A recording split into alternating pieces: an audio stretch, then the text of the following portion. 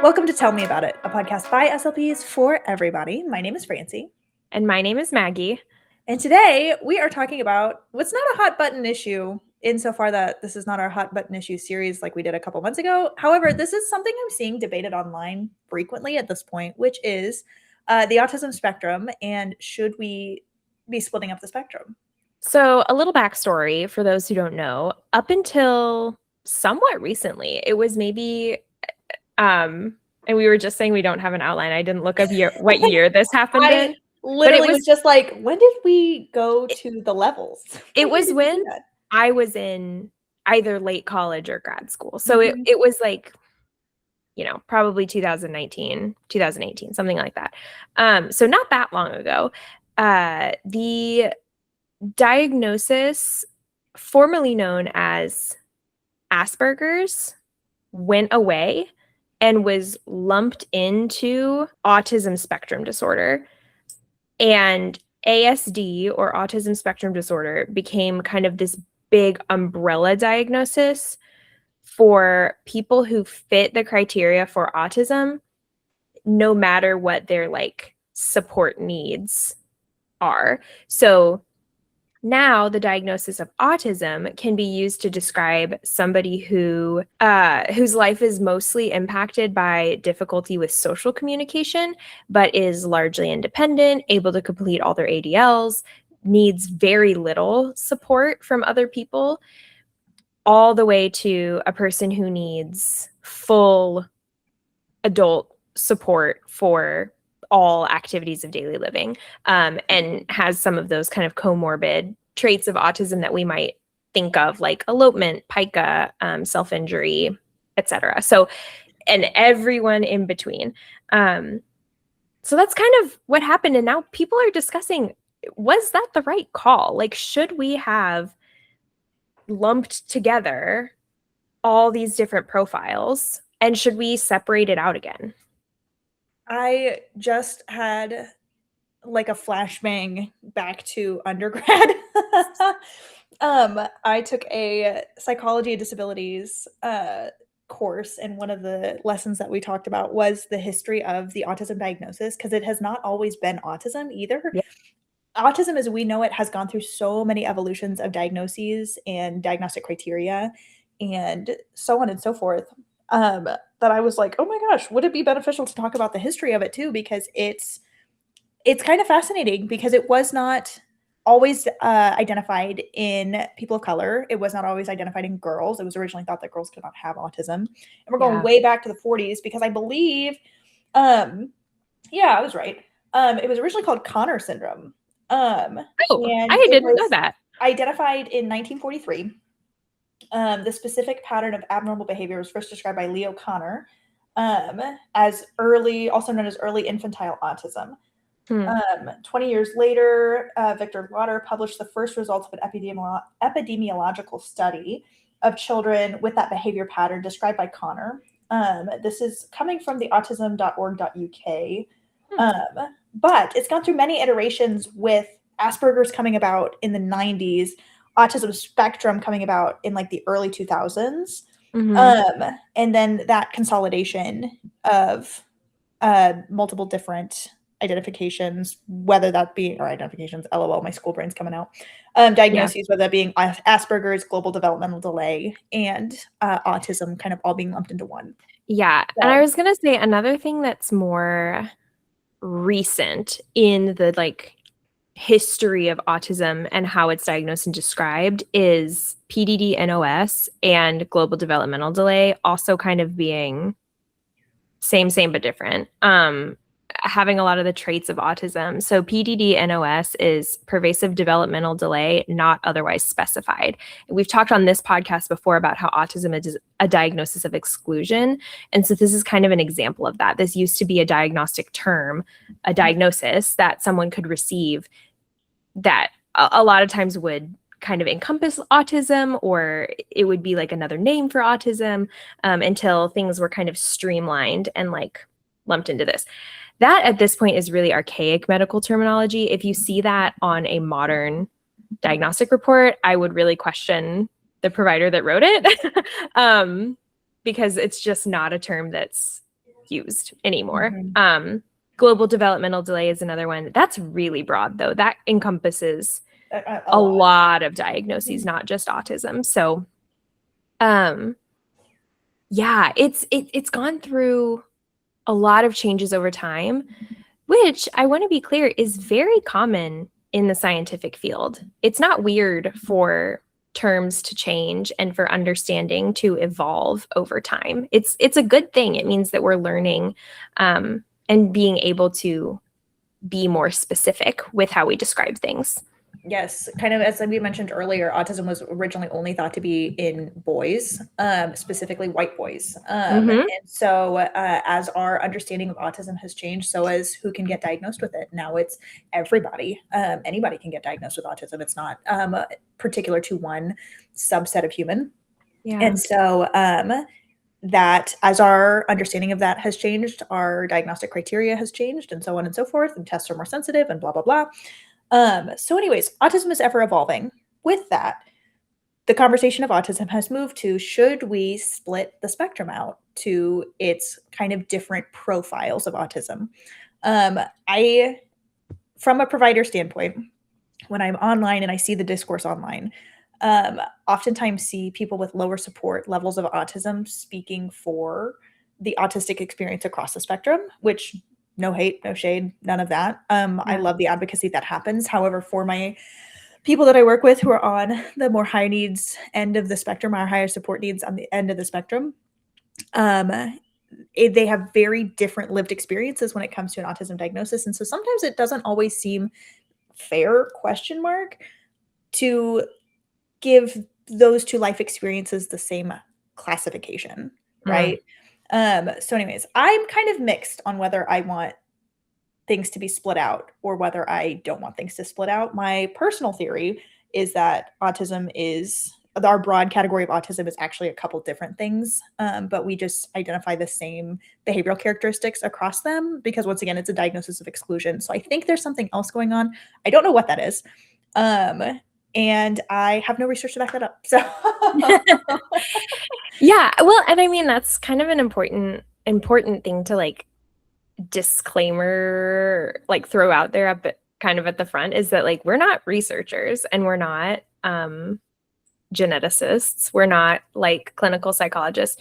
We are speech therapists who work with autistic children and teens and sometimes adults on pretty much a daily basis professionally. And so it is a huge part of our careers, but this isn't something that like we are really in the weeds, in the data, in the genome, trying to figure it out. So good point. But I don't know. I think that it is, you bring up a good point too, that a lot of this discourse is being driven. What I have seen, the kind of in the pro splitting the spectrum camp are parents and caregivers of high support needs, autistic people advocating for a split because, and I'm trying to summarize what I have gathered online as someone who's not really part of this conversation, but is definitely observing it. um, Autism has kind of having her moment right now. She's getting a lot of press. A lot of people are growing in their understanding of autism, and a lot of low support needs adults are receiving diagnoses when in the past they probably wouldn't have had that opportunity. Our understanding of autism has changed and the diagnostic criteria. And so I think that's what's kind of leading to this shift. But with that, the public like understanding of autism has taken on this very like low support flavor of like autism is really just focusing on the social piece, missing social cues or having a hard time with that social communication, and not so much the other like truly disabling impacts. I've also seen kind of, I think, as an evolution of the neurodiversity movement, some advocacy for not calling it autism spectrum disorder, calling it not a disorder, something else. And that I agree with kind of the higher support needs camp that that's almost erasure or It's at least It's not considering it's a what. little it's a little reductive in my Yeah. opinion, because Yeah. for my patients, students, friends who are on that higher spectrum, sometimes it truly is disabling. And listening to their family's experience talk about, like, hey, they were up till 4 a.m, they couldn't sleep, we were having like a really intense night of SIVs, that is truly disabling. Or like, we went to the aquarium and we got to a threshold and we couldn't get over the threshold and we just dropped, and we got stuck in like the entrance of the aquarium kind of situation. That can be truly disabling. And so to just say it's not a disability, it is a little reductive. However, for the people on the lower end of the spectrum for whom it is not as disabling, I see their side of the argument in being like, it's not a disability. And I feel this way. I might cut this. I feel this way because I don't feel like I have a disability. That being Okay. said, Yeah. I am sometimes truly disabled by it. You know what I mean? Yeah. I live with a genetic condition that sometimes rears its head and prevents me from doing my activities of daily living, which is truly disabling. And other times I'm totally fine. And so I relate to that lower end of the spectrum insofar that, like, I get it that it's not always disabling. So I don't call myself disabled in that way, but it has its moments. So I don't know. Yeah. No, and I definitely see where you're coming from. And it makes me think that like such a large piece of this conversation is identity and almost like philosophy based, like our You kind of know our what? philosophy around disability. You're so right. As I'm sitting here kind of putting these pieces together, the reason why I don't identify as a disability is because it's not something that is part of my identity. You know what I Hmm. mean? However, medically, I really need that on there because I really need the medical supplies that I need. I need that covered Yeah. by insurance. You know what I mean? Yeah. And Um, we've talked on here before about like how labels are kind of only as important as you need them to be, I guess. mhm.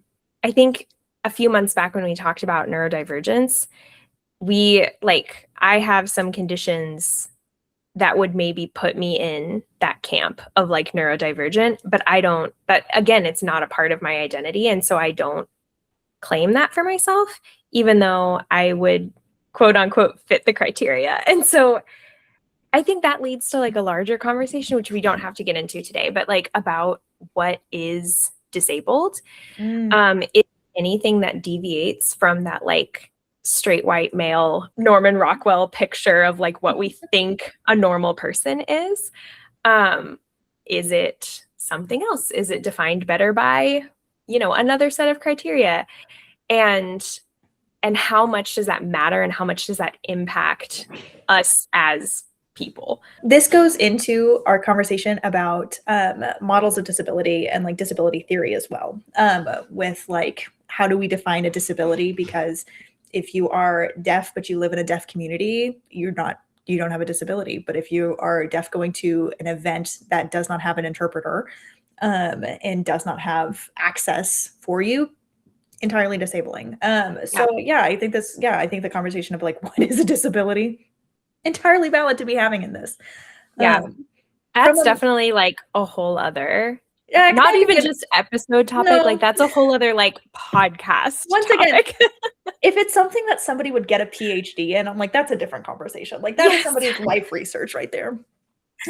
So, but these are things that just, these are things that Mhm. come up when you and I are thinking about what would it mean to split the spectrum up. And I do think that would be in the pro category of, for the people who need something as a diagnosis for an identifier for that lower end of the spectrum, to have something different than that for the higher end of the spectrum who maybe need that diagnosis for more medical advocacy reasons. I think it would be beneficial to split that, because so we know what we're talking about just from Yeah. like a semantic-y situation. So we know we can describe this group of experiences versus this group of experiences. I think that would be really valuable.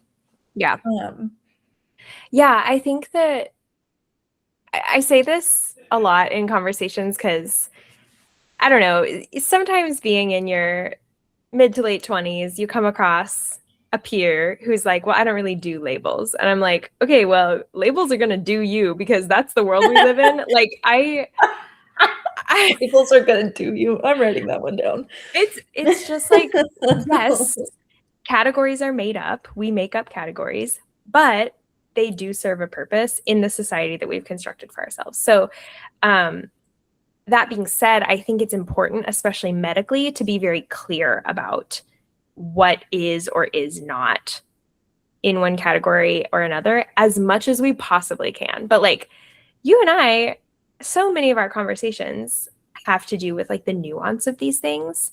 And so I know that that's not always possible. But just to be honest, I think I am finding myself more and more in favor of splitting the spectrum. I think that it should be at least 2 different diagnoses, just because of the impacts that it has on not only the individual with the diagnosis, but the person in that individual's sphere, their care team, their family, etc.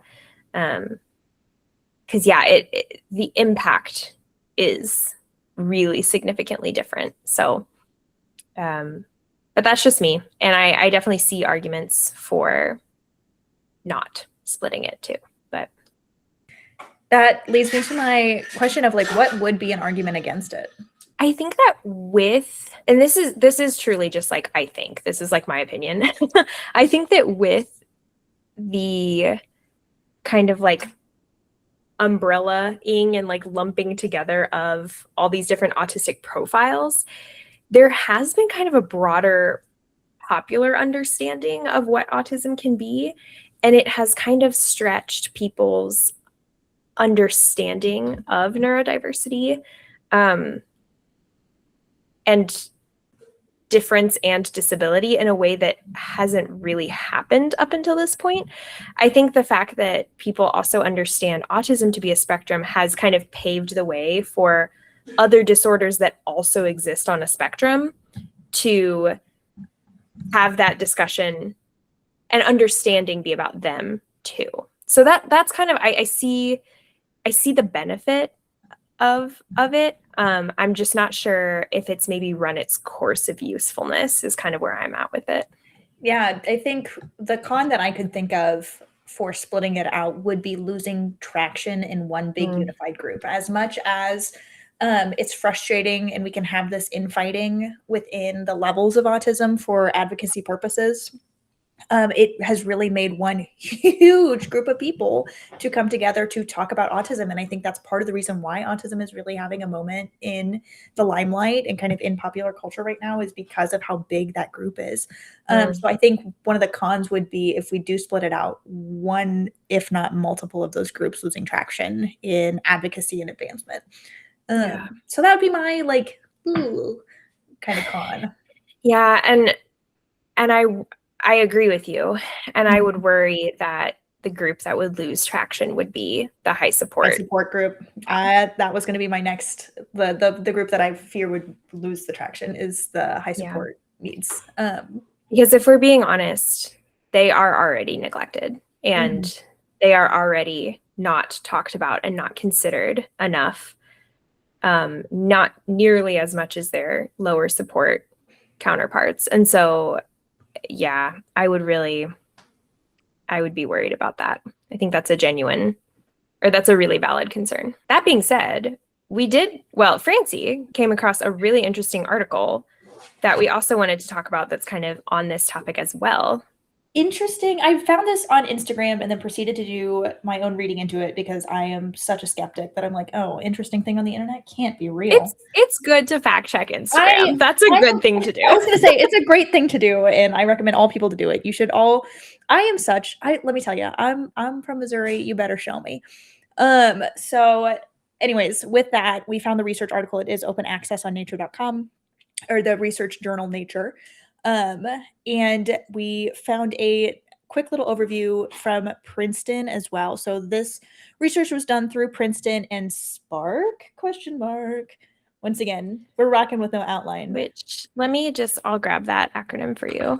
This is Simon's Powering Autism Research. K. That spells SPAR. So Simon's Powering Autism Research.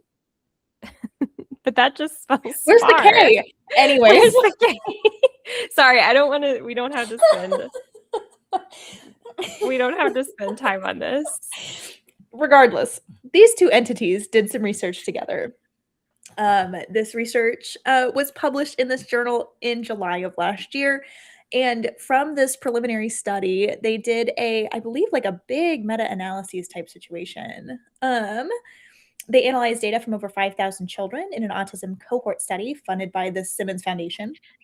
Sorry, And side note, I'm so sorry. you're so You good. can delete this. I did hear about this at the Thompson Center. They are one Did of you? they are one of Spark's clinical site partners. Okay. So Okay. Hey, another point in the bucket for credibility for them. Anyways, from this research, they were able to identify 4 subtypes of autism with some genetic backing for the different subtypes.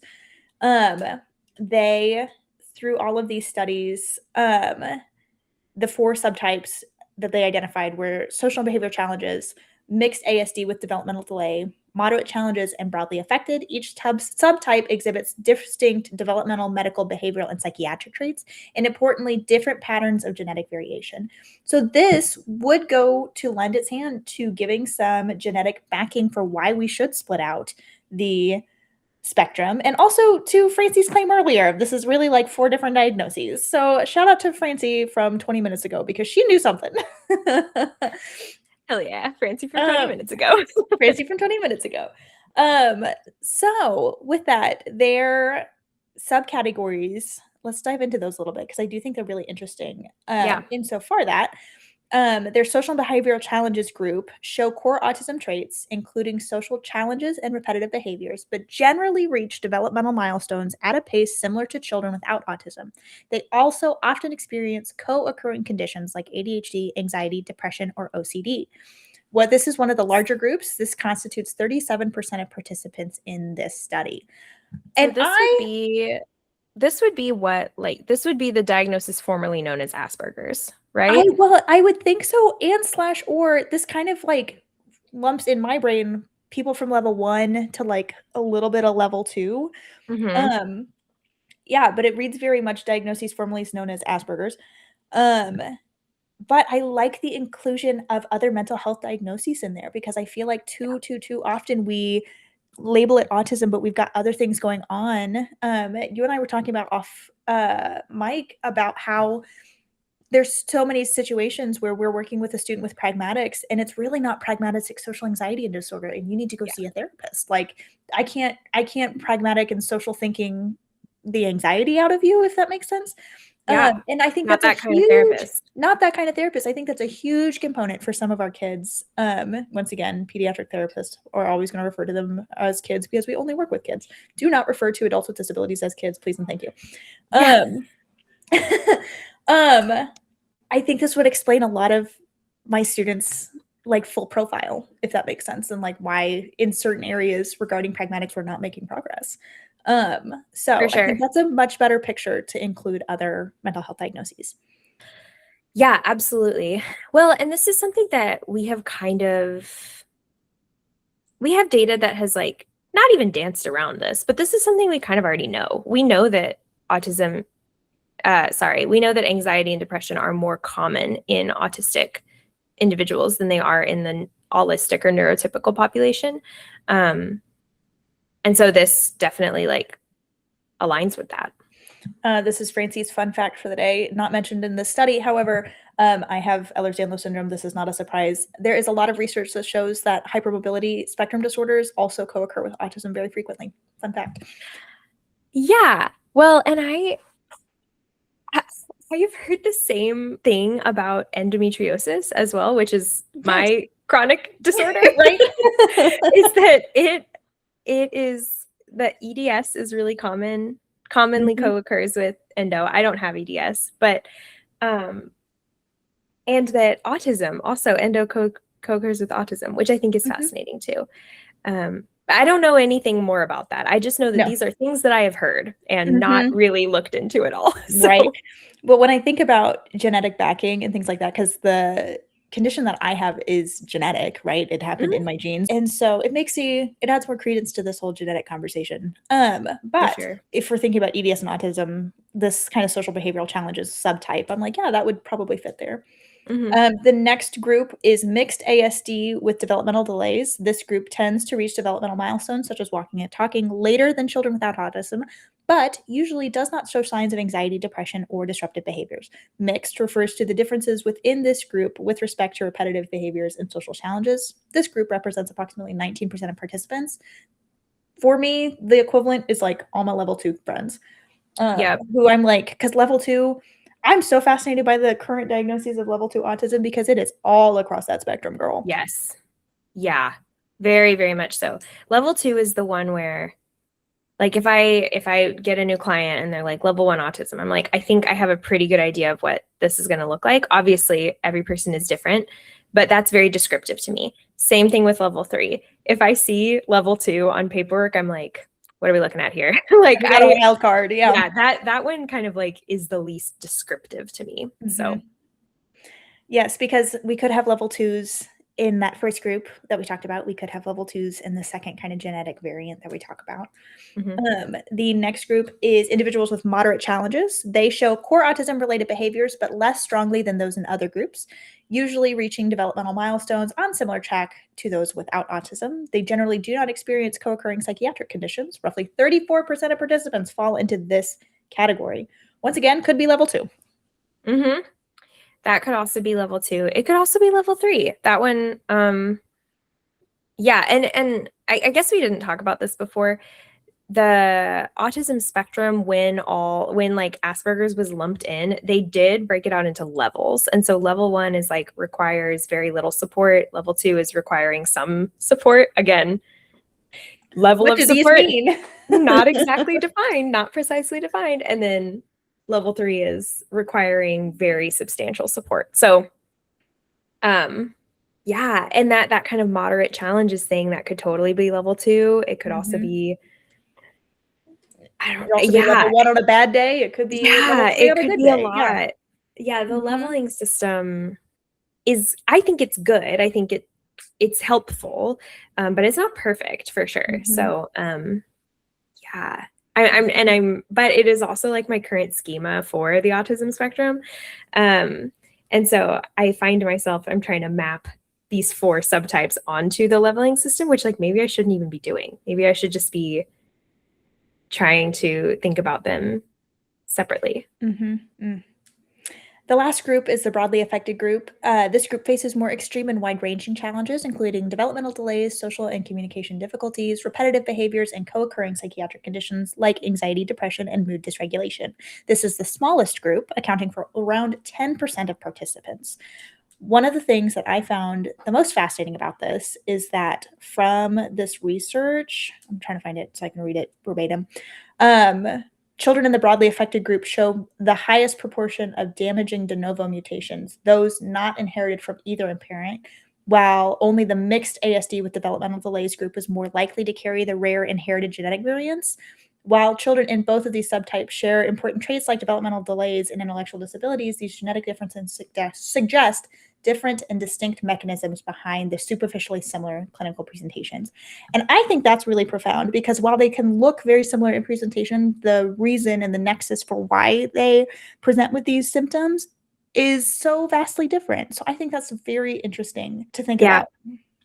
And we were talking earlier too about like how anecdotally this is very true for us. Working with people with a wide range of disabilities and diagnoses, and a lot of that is autism. But every once in a while, we'll get a kid that has like several comorbid disabilities, so several diagnoses that are going on kind of at the same time. And that, like, in the back of my head, I'm like, I don't know if autism is really describing what's going on here. And like, sometimes a lot of those core autism traits can be a result of something else. And so it's actually not autism, it's actually the diagnostic criteria of autism because of a different disorder like intellectual disability or OCD or there's a lot that it can kind of look like. And so, yeah, go ahead. I was also thinking about things when I was going through undergrad and grad school, they talked about things that fall under the autism umbrella because you can also have genetic conditions that fall under that umbrella with specific diagnoses. Fragile X syndrome is in that. Mm-hmm. Rett syndrome is still identified under autism, which is kind of crazy in my opinion. Because I don't think that's That right. is really fascinating. Is it the stereotypy? Is that why? I think it was before they understood more about it. I think it was included Mm-hmm. in that because of the stereotypy. Okay. But they have totally different Presentations. totally different neuropathologies, totally different presentations, totally different Yeah. like anyways. I'm trying to think of other things. Angelman's, I think, falls under the autism umbrella. Yeah. Those are genetic conditions that are more more commonly linked to autism. So broadly speaking, we don't know what causes autism, but there are some disorders that we're like, no, this is really closely linked with like the genetic conditions. So Fragile X is the one I'm thinking of, where it's like, I think it's close to half of people with Fragile X syndrome also have autism. Very, very closely linked. So anyways, more fodder for thought. yeah. And so these are all like puzzle pieces that researchers, people who have spent their whole careers researching this neurotype, are trying to put together. And I was saying, okay, delete this if it's too spicy. But I was saying off mic that this finding seems pretty significant to me. And it was published last summer. And I was like, why didn't we hear about this last summer? And then I thought to myself, we're going to go there. We are going to go there. And then I thought to myself, you know why? Because last summer, our director of Health and Human Services, our Secretary of Health and Human Services, RFK Jr., was doing his best to promote a environmental cause for autism above a genetic link. And this article, insert heavy sigh. This article does not align with that narrative. Yeah. And so I'm not saying that there was like, an attempt to squash this or anything. Like, that's not what I'm getting at here. What I'm getting at is that like autism had a bigger headline last summer than this article, which also, I mean, get a load of this catchy and quippy title here: Decomposition of Phenotypic Heterogeny in Autism Reveals Underlying Genetic Programs. Most people have no idea what that means. I barely know what that means. So yeah, this isn't probably research that's like super accessible to most people who aren't in some sort of like pathological or like STEM field.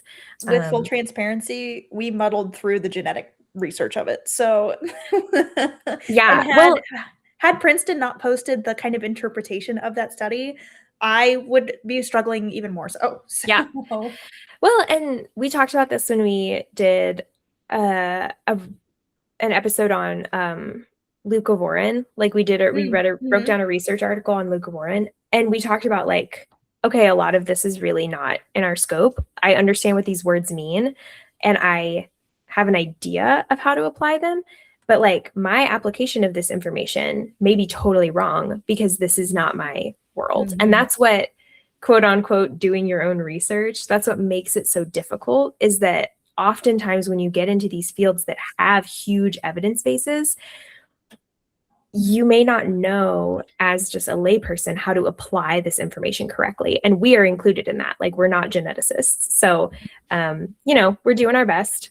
From what I can tell, these are really interesting findings. And I was surprised that we didn't hear about it last year, but I wonder if it's because there was a more buzzy autism headline around this time. So, unfortunately. Well, lots to think about.